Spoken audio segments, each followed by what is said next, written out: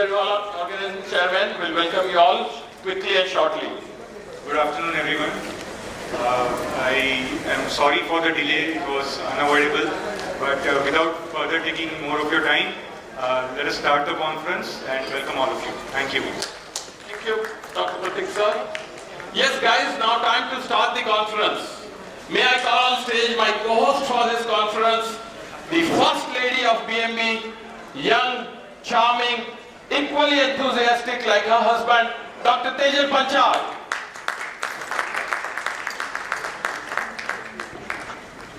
Yes, Tejal, hope you had that lavish lunch.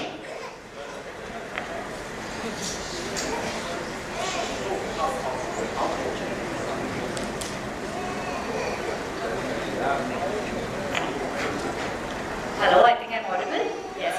Yes, sir. I had it absolutely. Yes, so it is your and my duty to keep the audience awake when our esteemed good speakers are going to talk. So guys, we have a lot of surprises as the event flows. So we'll assure you that none of you doze off for now. So Tejal, first of all, can you brief our delegates the schedule and highlights of this conference? Yeah, sure. Firstly, let me welcome you all. And I think you can make a little noise for myself, please. Oh, yeah. Thanks. That's encouraging. Sure. So first of all, I hope all your delegates had a comfortable drive. That's a ride in the AC bus that's arranged by BMB. And I hope that your hotel room check-in process was smooth, right? Have you all received the delegate gift? That's a red laptop bag, everyone? Great. Okay. So one more thing, you all have to sign for the MMC point. You have to sign in the register today and tomorrow, both the days. Make sure, because you will avail one MMC point today and tomorrow one, right? Well, briefing about today, let me tell you, we have a galaxy of speakers for 2 days, a workshop on insulin therapy, a unique aqua therapy lecture, not to forget the entertainment show Back to Bachpan, where you all are requested to come in your school days attire. You know, it could be your kids' attire, to enjoy the live musical show which will take you to your old school days. It's brought to you by the Pulse Imaging Center, the evening show that's Back to Bachpan. And there are so many gifts, you'll be getting it all throughout the day, and especially after the lectures, because we have a question and answer round. Okay, so every correct answer gets one surprise, exciting gift. And the gifts are sponsored by Microtech and Unichem. There are bumper prizes and there are lucky draw prizes at the end of the session and also in between, so please stay tuned. A lot of leisure activities also. Let me tell you, there are so many things that going to unveil as the event progresses, but we would like to thank our sponsors for supporting us wholeheartedly. Especially our major sponsors, Wins Neurological Center, Neon Laboratories, F2 Funds, Aquamax, all the trade zone pharmaceutical companies, and all our esteemed speakers. We thank each one of you to be a participant in this mega event of BMB, the 7th annual conference, MEDIMEET 2022. We also thank Royal Printers for the bumper prizes, Microtech and Unichem for the prizes during the question answer session, Pulse High-Tech Imaging Center for the evening entertainment show Back to Bachpan, the Neon Laboratories for being a great help to us not only this year but since last 6 years, and also a surprise prize from one of our sponsors, Cello. So Tejal, what is the theme of this conference? Yeah, it's B2B. Let me just tell you, B2B means back to basics. It also means BMB to BMB. It means business to business and definitely back to Bachpan. So I'm going to explain in detail what is it. So it's like BMB to BMB is like we got you from BMB hall and we're going to drop you back in BMB. So BMB to BMB, B2B. The second one is back to basics. So we have a question answer round. So we're going to take you back to basics, which is B2B. Here you're going to have business, because you're meeting your colleagues after a long COVID sabbatical. So definitely you're going to make business here. So business to business, B2B. And lastly, the event that is back to Bachpan, that is B2B. Oh yeah, multi-beneficial theme. Very true. BMB is indeed a multifaceted organization. Do we all agree to this? Yes. Then can I have the liberty to say, Vishaya anek hai, पर मंतव्य सबका एक है। विषय या अनेक है पर मंतव्य सबका एक है। संगठन में ही शक्ति है, श्रुति यही तो कहती है। बीएमबी है जान अपनी, पहचान है इसकी मेडिमेट। So one activity for you all. Kindly raise your hand.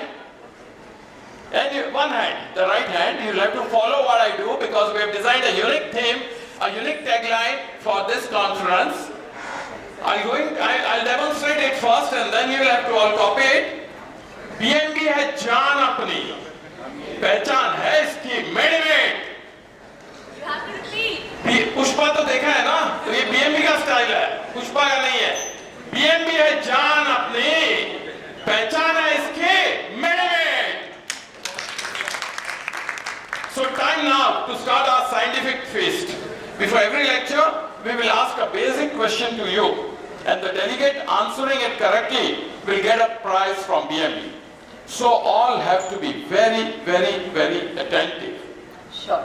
So can I call on stage our moderator of our first lecture, Dr. Narendra Kumar sir, and may I invite our first speaker of the day, Dr. PARITOSH, a consultant physician and a medico-legal expert. Great. By the time they get set up, the first question of the day. Listen carefully. The first very basic question of the day. Why is it that when we have fever, we often get chills? The common sense tells us that when our body temperature rises, we should feel warmer, not colder. So why do you get chills with fever is the first question. The person raising a hand will get an opportunity to answer. There's a prize for that. The question is, why do you get chills with fever?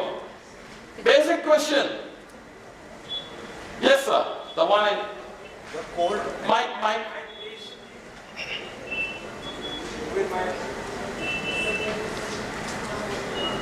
Chills with fever is the question.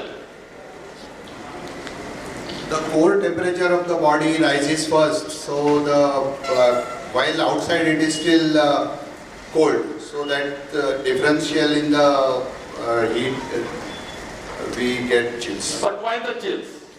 Because outside it is still the body is still normal temperature. The core temperature rises first. Yes. That's why. So what makes those shivering movement? The body wants to, it's the outer part of the external body wants to get to that core temperature as early as possible. Agreed. Anyone else more to say? Yes, sir. Sir, because of the infection, there are cytokines which are released. These cytokines, they affect the hypothalamus, the thermoregulatory mechanism, as a result of which the thermal temperature rises. To keep to that thermal temperature, the body starts shivering. Is actually the heat generation that is being done to adjust to the thermoregulatory center. Well, what is the core thing? What makes you shiver? Yes, sir? Yeah, that is! It's actually the rapid muscle contraction and relaxation. They are the body's way of producing heat when you feel cold. And the bizarre sensation of shivering while you are burning up with fever is actually your body's way to help you recover faster. The winner for the first question is Dr. Bipin Doshi. Can I request Dr. Rajesh Panchal to hand over the first gift to him? I'll stop.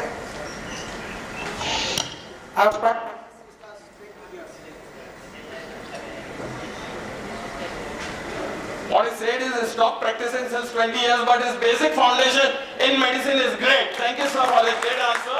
Dr. Rajesh Panchal to hand over the prize to Dr. Bipin Doshi. Thank you. Then, sir, anything to be added to this?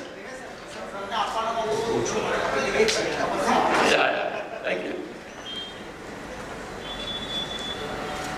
Thank you. It is my pleasure. It is my pleasure to welcome you all. Today is 12th March, first day of MEDIMEET 2022. Toss is already done.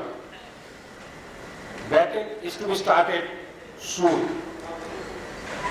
As you know, opening batsmen like Sri Tendulkarji, Sri Gavaskar is here. Another batsman, opening batsman, Dr. Paritosh. I, Dr. Nayan Kumar, is just a umpire. Today's topic is very good, management of tropical fever, which is of use to all the family physicians and the consultants. So let us start the opening batsman to start, please. Thank you. Tejal, can you please introduce, can we have the introductory slide? Welcome to BMB MEDIMEET 2022. Myself, Dr. Paritosh Baghel, consultant physician attached to Fortis SL Raheja Hospital, Mahi, Mumbai. I am also attached to Karuna Hospital and HCG Hospital in Borivali. I have done my MBBS from Grand Medical College and then my MD Medicine from KEM Hospital, Mumbai. I have also done my LLB from Mumbai University. I am practicing as a medico-legal consultant as well. Today my talk is all about management of tropical fever. As the name suggests, tropical fever is a cluster of diseases which occur especially in the tropics and the subtropics. Most of these diseases are vector-borne and they present a challenge to the physician who is treating them in view of the common symptoms and signs which overlap with each other. So today, let us understand about the approach and management of tropical fever. Thank you. So with this, we invite Dr. Baghel to start his talk. Thank you. Thank you so much. It's an honor and a privilege to be here on this stage. And before I begin, I would like to, just share a little detail that, BMB, how I am associated with BMB. In the sense that I had attended lectures of Dr. Yogesh Shah and the medical lectures which they used to conduct when we were studying in 3rd MBBS. And so that is how, the association is with BMB. And today I have been asked to talk on a topic on this stage. It's an honor and a privilege, definitely. Thank you so much, and I can understand that this is a leisure meet as well, but yes, we have to learn as well. And my topic for today is management of tropical fever. Now, this is something which we all treat in our practice. I mean, fever is the most common symptom with which a patient comes to us. And tropical fever per se, as the name suggests, is like, it's a fever which is occurring in the tropics. So my topic is going to revolve around what is tropical fever, what is the epidemiology, what is the presentation of these patients with tropical fever, how to approach a patient with tropical fever, what kind of an approach should be a syndromic approach or should be a diagnostic approach, what are the types of syndromes and their workup, what investigations and treatment strategy we should plan, and the summary of the whole management. At the same time, I will also cover specific tropical diseases which are very common, the role of hydration which we often miss in patients with fever, and finally the take-home message. So as tropical fever, we have been seeing patients in and out. Every year we never label them as tropical fever, but yes, these are the infections, febrile infections that are prevalent or unique to tropical and subtropical regions and are collectively known as tropical fevers. They are a cluster of diseases not caused by a single organism. They are caused by a number of viruses, bacteria, protozoa, and they are often transmitted by an insect bite. Why these organisms are in the tropics is because there is a humidity, the climatic, the geographical conditions are helpful to spread of these diseases. The common types of tropical fevers which are reported in Asian patients, as you can see, is dengue, very commonly seen, malaria, leptospirosis. Malaria is in fact the biggest killer among infectious diseases. Leptospirosis, typhoid, rickettsias. We generally in our practice ignore these diseases. They're called scrub typhus. We hardly know about, we don't see the symptoms, we ignore it. Many times it is missed. Japanese encephalitis, chikungunya. So some of these tropical fever occurs throughout the year, but sometimes when we see after the rains and post rainy season, August to October is the peak when these infections are at their height. Clinical diagnosis, as you can see, is very difficult because most of these patients present with similar symptoms, overlapping signs and symptoms. They present as undifferentiated fever. You cannot make out whether it is dengue, whether it is malaria, whether it is leptospirosis. So early empirical treatment is essential because of high prevalence and high morbidity which is associated with infections. When you look at the epidemiology, in fact in 2016 the global burden of disease, they found that the most prevalent tropical infections, among them the most maximum were the diarrheal diseases, followed by malaria, dengue. So what is the presentation of tropical fever? Fever is the most common presentation. They generally present with us is undifferentiated fever. The meaning of undifferentiated fever is they cannot identify what is the cause of this fever. They don't have any localizing signs. It may be associated with a rash, mild thrombocytopenia, mildly deranged liver function test. They may have respiratory, renal, hepatic, circulatory failure or altered mental status, seizures and coagulopathy as well. So they can present with you with any different combination of symptoms. Also, these symptoms may overlap and you may think that this could be a severe bacterial sepsis. So it is very difficult to identify at the time of presentation. When we look at the severity of these diseases, almost 20 to 30% of these patients can require ICU admission. You can imagine the burden of disease and the severity of these diseases. So, how should we approach when a patient comes to our clinic with fever? How should we approach? What should be the way forward? Is the syndromic approach the need of the hour? Yes. Yes, one should understand that one cannot identify the disease at the time of presentation. So, understanding the syndromic picture of the patient and then narrowing down your diagnosis is what is required. So, because these tropical febrile illnesses have similar presentations, empirical therapy has to be initiated at the outset because any delay can lead to morbidity, increased morbidity and mortality. There is no uniform guideline regarding the empiric therapy, but the trends for for the infections which are prevalent in the society in the certain geographical area, one should consider while using this empirical therapy. So the syndromic approach is very, very important, and it will narrow down the list to differential diagnosis, so you can make a presumptive diagnosis to begin with and send all the investigations to make a specific diagnosis.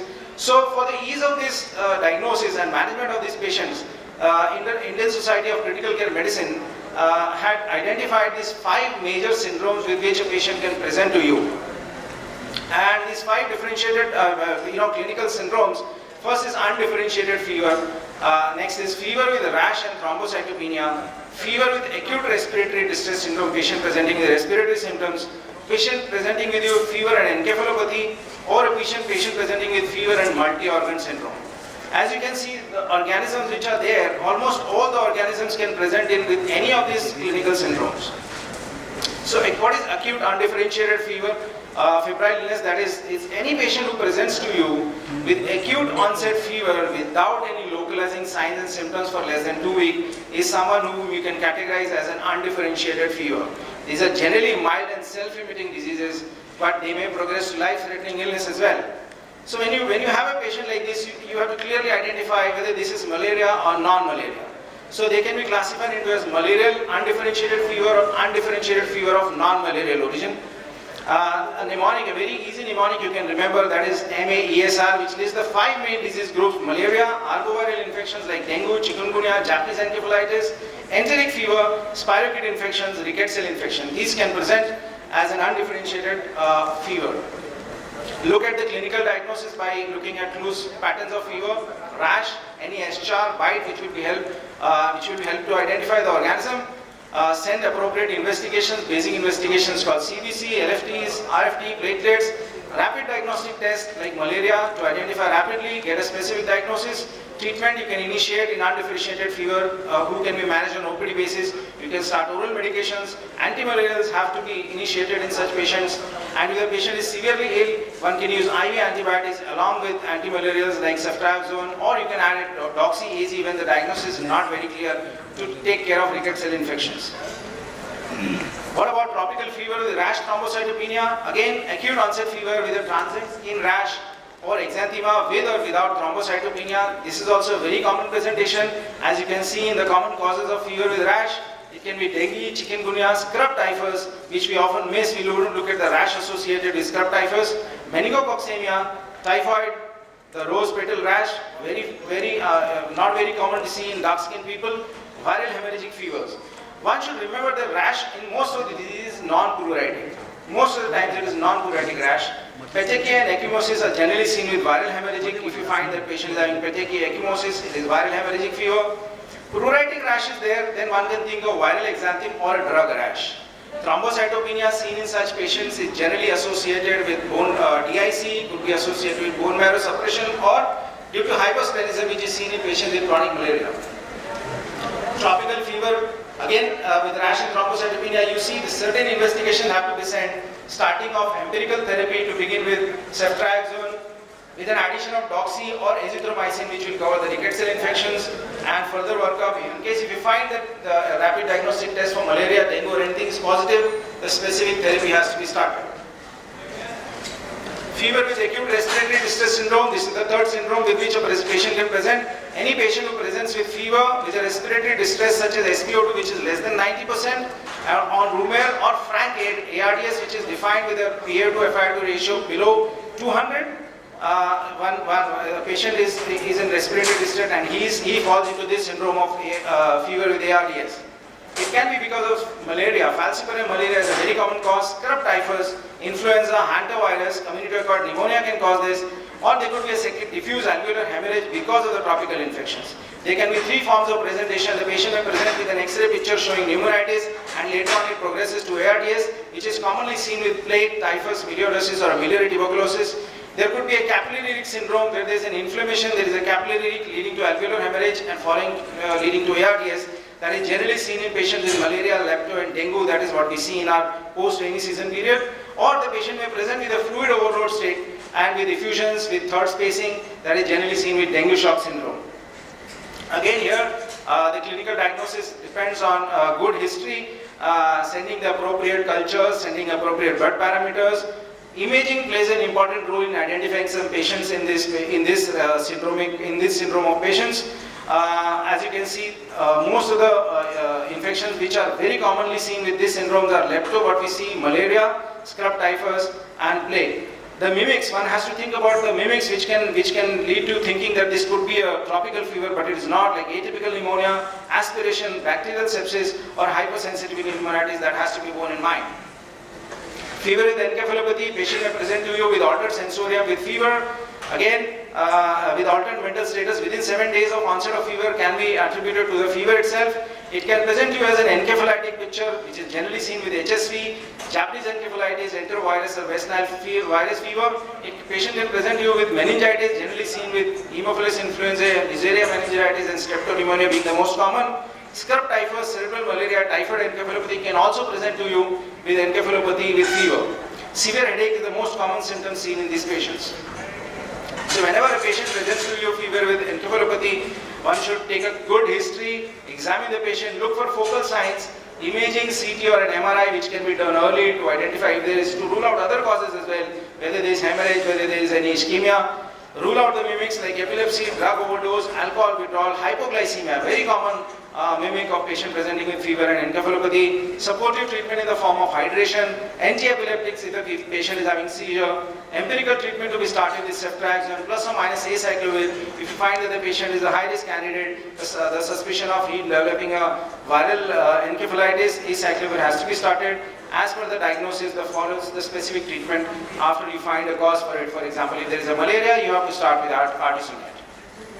Fever with multi-organ dysfunction, these are critically ill patients generally presenting to the emergency department with multi-organ dysfunction. They can be because of bacterial sepsis, malaria with a superadded bacterial infection, scrub typhus, leptospirosis. We have seen leptospirosis patients coming to us with multi-organ dysfunction. Dengue itself can lead to multi-organ dysfunction, fulminant hepatitis, hepatic failure because of hepatitis, hantavirus, or because of the infection, the patient landing up into a macrophage activation syndrome, developing into a multi-organ dysfunction. Needs an urgent ICU management, and empirical treatment has been outlined before. Is the important thing which one should not delay, and extensive workup to find out the cause and treat such cases. So approach to a patient with tropical infections, very commonly assess and stabilize the airway. Whenever a patient is critical, assess and stabilize the airway, breathing and circulation. Meanwhile, while you are doing this, focus for if there is any source of infection. If you find there is a focus of infection, say there is a patch on the X-ray, get an imaging, start with the treatment thinking that that is a source of infection. If there is no source which is found, send the parameters to rule out as an undifferentiated fever with altered sensorium. Look for rash, look for jaundice, look for ARDS, send appropriate investigations, rapid diagnostic tests. If you find a cause, you treat it, otherwise an empirical therapy continues with a ceftriaxone, which covers most of the organisms. It's a third generation cephalosporin with an addition of doxycycline which can cover the rickettsial species, or if doxy is contraindicated, azithromycin is what you can start, which is safe in children and pregnant women as well. Treatment strategy, again, hydration status, very important. Supportive treatment with antipyretics, cold sponging, empirical therapy with appropriate antibiotics, antimalarials, antivirals. Disease-specific therapies are after confirmed diagnosis. So the summary of management of tropical fever, I would say first is initial assessment and resuscitation. Assess for the airway, breathing and circulation. Fluid resuscitation, very important. While the resuscitation is going on, send appropriate investigations like CBC, CRP, peripheral smear to identify any parasite. Dengue infection, you can do the NS1 antigen, IgM antibodies, blood, urine, sputum cultures, leptospira if you think that there is an outbreak which is going on in and around the area. Leptospira, scrub typhus, look for an SR, look for an insect bite, any history of travel, blood cultures, preferably a pair of blood cultures. Vidal and typhoid should be sent at least if the duration of fever is more than 7 days, otherwise you'll get a negative report. Liver renal profile to identify the patient, what organs are involved, and USG if you find that you are suspecting that there is a liver abscess. Depending on the local epidemiology, further investigations can be set as per the take a focus history, history of exposure, seasonal patterns, geographical knowledge of disease, what is going on, what outbreaks are going on. Incubation period is very important to identify certain, you can identify organisms in the incubation period, that is a time from the exposure to the development of fever. Perform a focused physical examination, look for pattern of symptoms, how are the pattern of symptoms, what is the organ involvement, look for rash, lymphadenopathy, eschar, hepatosplenomegaly, jaundice, altered sensorium. The whole idea is to put the patient into a particular syndrome, and so that you can narrow down the diagnosis. So syndromic approach to the diagnosis and management, identify the presenting syndrome, make a presumptive diagnosis, send the investigation according to the presenting syndrome, specific tests for dengue, malaria, lepto, special investigations like biopsy, imaging as per the case. Start supportive care, specific organ support, initiate empirical therapy based on initial presentation, specific therapies available only for few tropical infections. Ceftriaxone and doxy are the empirical antibiotics to choose to cover typhoid fever, lepto, scrub typhus once malaria has been excluded. In case of contraindication to doxy, azithromycin has to be used. In most tropical regions, initial empirical therapy should include an antimalarial, one or more antibacterial drugs. So the antimalarial drug which one should use is intravenous artesunate at the dose of 2.4 mg per kg dose per body weight. A higher dose would be required in children. Antibacterial drugs, third generation cephalosporin fits the bill. Ceftriaxone, the dose of 2 grams IV/BD is regularly used as an empirical therapy. If you're suspecting melioidosis, then again ceftriaxone should be replaced by ceftazidime or carbapenem. IV doxycycline can be used, or oral doxycycline if the patient is stable. It's a drug of choice in scrub typhus, other rickets cell infections. Doxycycline is also useful in leptospirosis and atypical pneumonia. It is also a partner drug in patients for treatment of malaria. If there is a contraindication for the use of doxycycline, azithromycin is another antibiotic which can be used especially in children and pregnant women. Antiviral drugs, empirical use of antiviral drugs is again by the clinical syndrome. You don't have to use it in every patient. Ribavirin can be used for empirical treatment of viral hemorrhagic fevers, or acyclovir in patients where you are finding a patient presenting with encephalitis. Oseltamivir or zanamivir can be used as an empirical therapy in patients where you suspect there could be an H1N1 infection going on in and around in your area. Once the definitive diagnosis is confirmed, once the reports are available, you can start specific treatment. This has been the syndrome-based treatment guideline. This is just a chart where you can see most of the times the empirical treatment in all syndromes. As you can see, there is an initiation of ceftriaxone, doxycycline, and acyclovir in patients, or oseltamivir in patients whom we are suspecting respiratory or encephalitic syndrome. Just to brush on specific tropical diseases, the time is very less. Malaria, again, clinical symptoms, paroxysmal fever, shaking chills, hepatosplenomegaly, drug of choice, artesunate, alternative therapy, quinine can be used, but it's very difficult to get quinine nowadays. Only oral formulation is available nowadays. Clindamycin is recommended in place of doxycycline in patients with pregnant women and children. Dengue, again, dengue fever, dengue hemorrhagic fever, dengue shock syndrome, or an expanded dengue syndrome where there is involvement of the CNS as well. Treatment, no specific treatment. Dehydration is very common, so oral dehydration therapy, isotonic fluid to maintain a hematocrit less than 33, blood transfusion or platelet transfusion only if the platelets are below 10,000. Typhoid, again first week general features, fever, headache, relative bradycardia. Second week there could be abdominal pain, diarrhea, constipation, hepatosplenomegaly or an encephalopathy. Third week there could be complications like intestinal perforation or bleeding. Treatment, ceftriaxone is a drug of choice. Nowadays we are still also getting multi-drug resistant typhi, AZ, ciprofloxacin are alternative. Consider DEXA in patients where you are having patients who is having encephalopathy associated with typhoid. Otherwise no role of steroids. Scrub typhus, again organism, it's an Tsutsugamushi, it's a rickettsial infection. Outbreaks are reported all over India. The organism it causes vascular, it infects the vascular endothelium. Incubation period is around 1 to 3 weeks. Fever, headache, myalgia, breathing difficulty, delirium, vomiting, cough, jaundice. Presence of an SR is very important. One can note the SR. Complications, it can lead to ARDS, respiratory or aseptic meningitis. Lab diagnosis, wheel felix, poor sensitivity and specificity. The gold standard is indirect immunofluorescent antibody study or an ELISA. Treatment, doxycycline, AZ or rifampicin or chloramphenicol are alternatives in children and pregnant women. Lepto again, leptospirus interrogans, it's a spirochete. Direct contact to skin and mucosa. It is found all over India, including more commonly in urban areas. Clinical features, incubation period is around 5 to 14 days, but can be 72 hours to a month or more. Anicteric leptospirosis or an icteric leptospirosis diagnosis by looking mainly by doing cultures, positive serology, microscopic agglutination test, IgM ELISA. First line treatment is penicillin, alternative is cephalosporins like ceftriaxone. Japanese encephalitis generally in the south can also is also seen in Bihar, Maharashtra, Haryana, Madhya Pradesh. Mainly CNS picture, incubation period of 6 to 8 days, treatment supportive, seizure control and management of intervention. I think I would just conclude. Yeah, so the take-home message is a systematic assessment is needed in the management of tropical fever. Syndromic approach is the key. Early initiation of empirical treatment saves lives. Knowledge of geographical seasonal outbreaks useful. Knowledge of incubation period is useful. Aim is to achieve a definitive diagnosis, and once a definitive diagnosis is reached, start specific treatment. Supportive treatment, one should not forget hydration, nutrition plays a very important role in patients with fever. Thank you so much.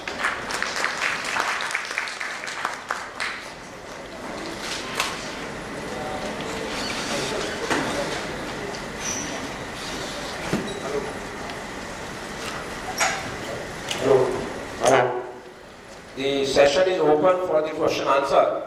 I'll ask 2 questions from you, just for the sake of the audience. Number 1, when we should send urine or blood culture, as usually the antibiotics started, usually first day. Number 1. Number 2, what is the status of malaria and dengue vaccination? Yeah, so regarding the first question, the urine culture and blood culture, ideally the culture should be sent before the start of antibiotic. That is the primary or the clear-cut thing, that one should send cultures before the start of antibiotics. Now, if you are having a patient who is presenting to you with fever or with a renal complication, or you're finding that the patient is having some symptoms which indicate that there could be a UTI, obviously urine and culture should be sent in those patients.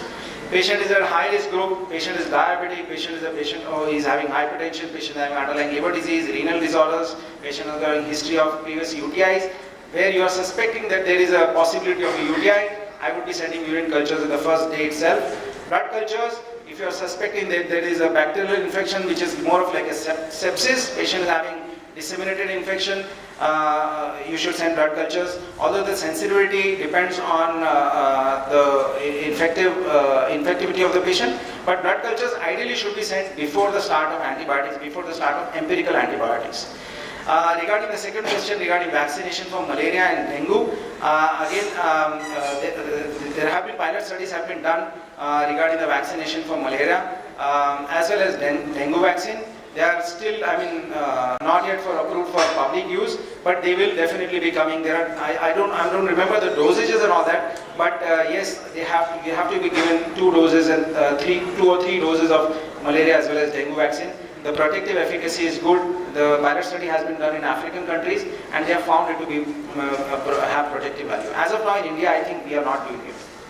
Normally, the antibiotics started by the hospitals and consultant on the first day. Now suppose you have to send the urine culture or blood culture afterward. should we stop the antibiotic? If yes, then how many hours? No, it all depends on the clinical status of the patient. If you find that the patient is really bad, stopping an antibiotic, I would not recommend it. It depends on the clinical picture. If the patient is unstable, so the risk of stopping an antibiotic is more than the benefit. I would send a culture irrespective of the patient being on antibiotic. There are blood culture bottles which are available where they have resins, and we have to inform the lab that the patient is already on antibiotic, and so they can send that specific blood culture bottles. So, only 2 questions are allowed. If anyone else, please raise the hand, take the mic. Yeah, please, give the mic to him. Mic to Dr. Jariwala. Who's having mic?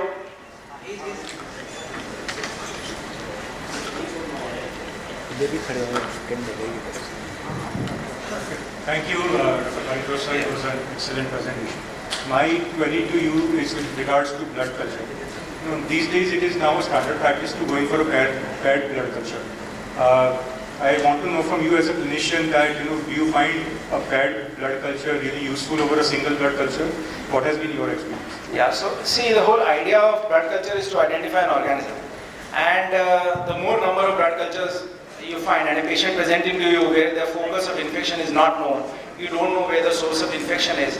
You're struggling to find why the patient is running fever. Blood cultures would get identify a set of patients. Sending as many blood cultures, and especially if the patient is febrile during the febrile period, the chances of isolating our organism is there. So sending a paired blood cultures or sending it from different sites is definitely recommended. If patient is having, suppose patient is having a central line infection, you have to send cultures from the center line as well as you have to send it from the periphery as well. So most of the infectious disease guidelines also mention that cultures have to be sent in pairs, or multiple blood cultures have to be sent when you are not able to identify the organism or identify a source of infection. One more question only. Last question.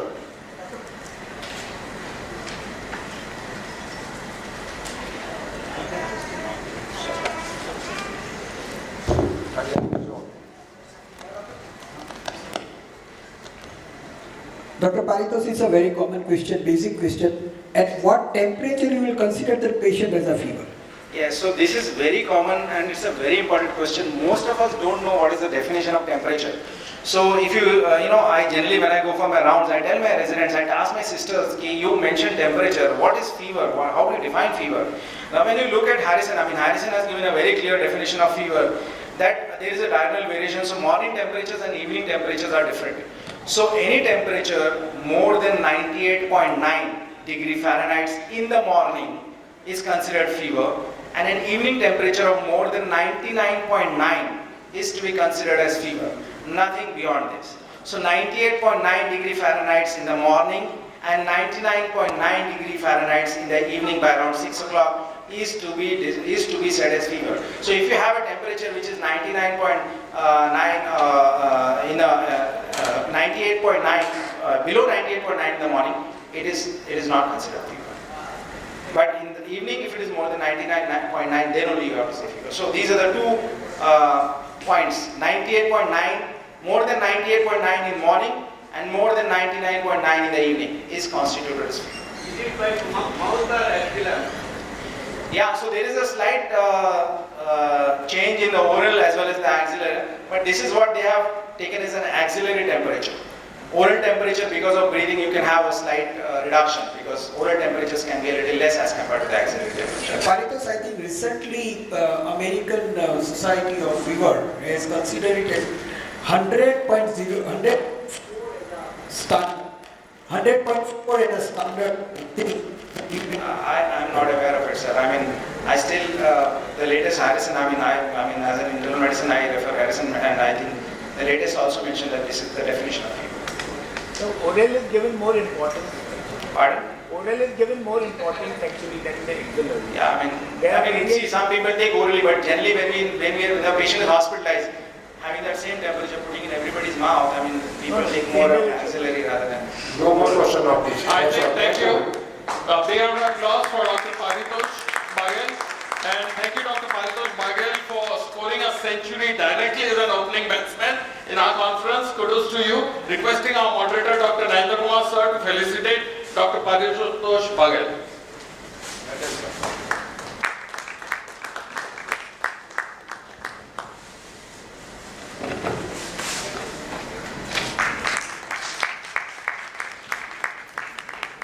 And I request Dr. BMB President Dr. Rajesh Panchal to felicitate Dr. Narendra Kumar sir.